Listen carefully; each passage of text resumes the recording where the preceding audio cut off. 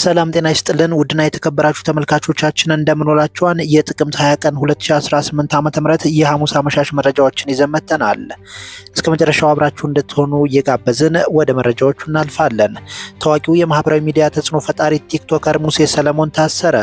በኢትዮጵያ የማህበራዊ ሚዲያ ገጾች ላይ በስፋት በሚሰራቸው ዜናዎች የሚታወቀው ቲክቶከር ሙሴ ሰለሞን መታሰሩን ከታማኝ ምንጮች ያገኘነው መረጃ ያረጋግጣል።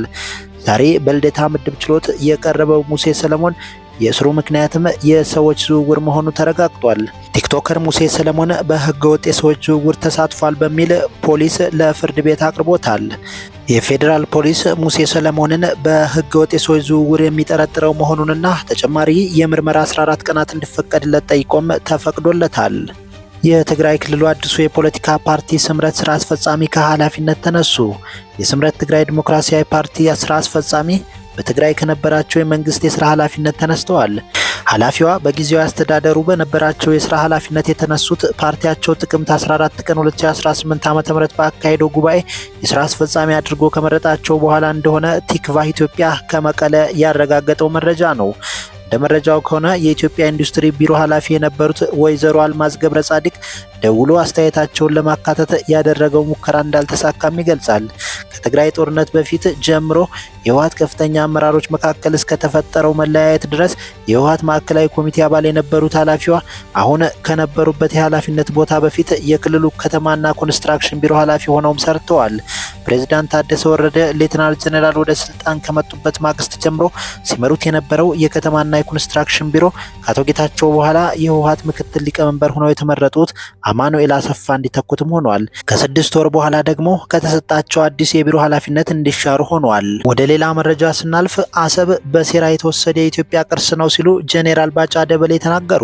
በኬንያ የኢትዮጵያ አምባሳደርና ከፍተኛ የጦር መኮንን የሆኑት ጄኔራል ባጫ ደበሌ በትግረኛ ቋንቋ ባሰፈሩት ጽሑፍ ጠቅላይ ሚኒስትር አብይ አህመድ ከፕሬዝዳንት ኢሳያስ ጋር በሚሊኒየም አዳራሽ በተካሄደ አንድ ዝግጅት ላይ እኔና ኢሱ የምንጋራው አሰብን ነው ማለታቸውን አስታውሰዋል።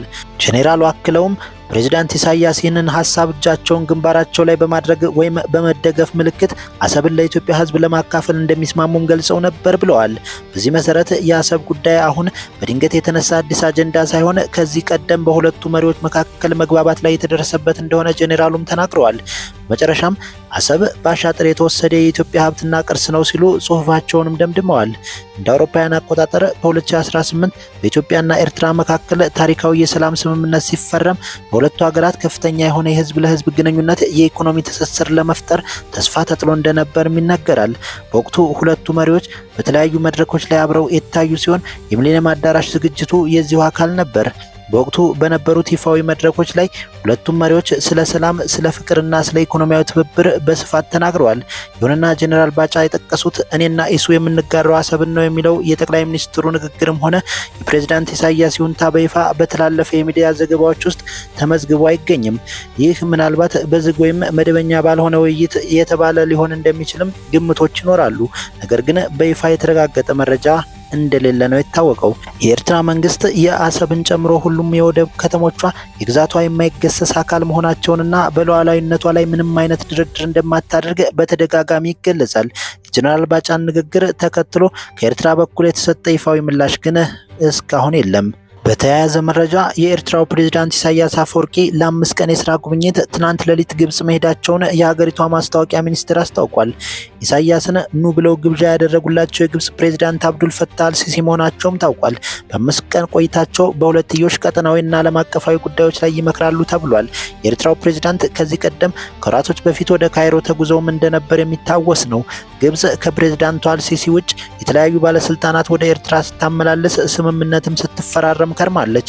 ሶማሊያና ኢትዮጵያ በአንድ ወቅት አለመግባባት ውስጥ ገብተው በነበረበት ወቅት የግብጽ ሰዎች ሶማሊያ ሲመላለሱ፣ የሶማሊያዎቹ ደግሞ ግብጽ ሲመላለሱ ከኤርትራ ጋር ሆነው ስምምነትም ተፈራረምን ሲሉም ነበር። ግብጽ ኢትዮጵያን የሚቃረን ያደክማታል የምትለውን ኃይል እንዲሁም አጀንዳ ታገኝ እንጂ እሱንም ከመጠቀም ወደ ኋላ እንደማትል በተደጋጋሚ አሳይታለች። የኢትዮጵያ ጎረቤቶች ከኢትዮጵያ ጋር ማንኛውንም አይነት አለመግባባቶች ይፍጠሩ እንጂ መሪዎቹን ኑ አይዟችሁን ያለው እያለች እንደምትጋብዝና የእሷን ልዑካን ወደ ሀገራቸው እንደምታመላልስ የቅርብ ጊዜ ትውስታችን ነው። ወደ ውጭ መረጃዎች ስናልፍ በታንዛኒያ ዳሬ ሰላም ፖሊስ የተቃውሞ ሰልፈኞችን በተነ። በተቃውሞም 5 ሰዎች ሲሞቱ ኢንተርኔት ተዘግቷል። ሌላ ተቃውሞም ታቅዷል። ታንዛኒያ ውስጥ ትናንት የተደረገውን የምርጫ ሂደት በሚቃወሙና በጸጥታ አስከባሪዎች መካከል የተፈጠረው ውጥረት እያየለ ነው ሲል DW ዘግቧል። ፕሬዝዳንት ሳሚያ ሱሉሁ ሐሰንን ይፎካከራሉ ተብለው የሚገመቱት የሁለቱ ተቃዋሚ ፓርቲዎች እጩዎች በምርጫው እንዳይሳተፉ መታገዳቸውን የሚቃወሙ ወጣቶች ትናንት በተለያዩ ከተሞች አደባባይ ወጥተው የነዳጅ ማደያዎች፣ የገዢው ፓርቲ ጽሕፈት ቤቶችና መስሪያ ቤቶችን አጋይተዋል ወይም ደግሞ ሰባብረዋል። ጸጥታ አስከባሪዎቹ ሰልፈኛውን በኃይል በትነው የሰዓት እላፊ ገደብ ጥለውም ነበር። ታንዛኒያ የሰብአዊ መብት ተሟጋቾች ቲም ማጎቲ እንዳሉት ጸጥታ አስከባሪዎች ትናንት ሰልፈኛውን ለመበተን በወሰዱት የኃይል እርምጃ በትንሹ 5 ሰዎች ተገድለዋል። ዛሬ ጧት ደግሞ የታንዛኒያ ትልቅ ከተማ ዳሬ ሰላም አደባባይ የወጡ ሰልፈኞች ፖሊስ በተኩስና በአስለቃሽ ጢስ በትኗል። የተለያዩ የዜና ምንጮች እንደዘገቡት የታንዛኒያ መንግስት የኢንተርኔት አገልግሎትም ዘግቷል። የመንግስት ሰራተኞችና ተማሪዎች በቤታቸው እንዲውሉ የአገሪቱ ባለስልጣናትም አዘዋል። ይሁንና ሮይተርስ ዜና አገልግሎት እንደዘገበው ተቃዋሚዎቹ ተንቀሳቃሽ ስልክን እንደ ዌኪ ቶኪ ወይም የራዲዮ መገናኛ እንዳገለግል የሚያደርገውን ዜሎ የተባለውን መተግበሪያ ወይም አፕሊኬሽን በመጠቀም ተጨማሪ ሰልፍ ለማድረግ እየተነጋገሩና እየቀሰቀሱ እንዳለም ያገኘነው መረጃ ያመለክታል። ወደ ሌላኛው የውጭ መረጃችን ስናልፍ 46 ህጻናትና 20 ሴቶችን ጨምሮ 104 ፍልስጤማውያን መገደላቸው ታውቋል።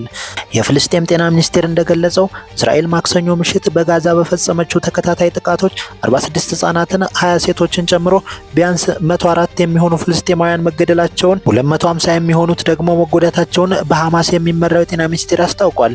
የእስራኤል ጦር ጥቃት መፈጸሙን አረጋግጦ እርምጃውን የወሰደው ሐማስ በአሜሪካ አደራዳሪነት የፈረመውን የተኩስ አቁም በመጣሱና አንድ ወታደር በመገደሉ እንደሆነ ገልጿል። እስራኤል የፈጸመቻቸው ተከታታይ ጥቃቶች በሰሜናዊ ማዕከላዊና ደቡባዊ ጋዛ የሚገኙ መኖሪያ ቤቶች፣ ትምህርት ቤቶችና የመኖሪያ መንደሮችን መትተዋል። የእስራኤል መከላከያ ሚኒስቴር ሐማስ ጋዛ ውስጥ አንድ እስራኤላዊ ወታደር ገድሏል ሲል ከሷል።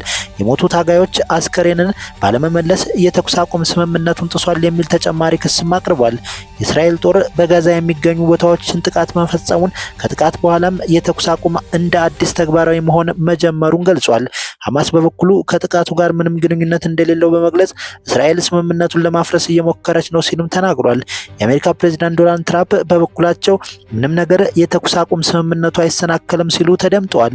ነገር ግን እስራኤል ወታደሮቿ ኢላማ በሚሆኑበት ጊዜ መልሳ ማጥቃት እንዳለባትም ዶናልድ ትራምፕ ተናግረዋል። ክቡራትና ክቡራን ተመልካቾቻችን ለዛሬ ሐሙስ አመሻሽ የነበረን ዜና ይህንን ይመስላል። አብራችሁን ስለቆያችሁ እጅጉን አመሰገንን። ቻናሉን ሰብስክራይብ በማድረግ ቤተሰብ እንደሆኑ ጋበዝን። መልካም ጊዜን ተመኘን።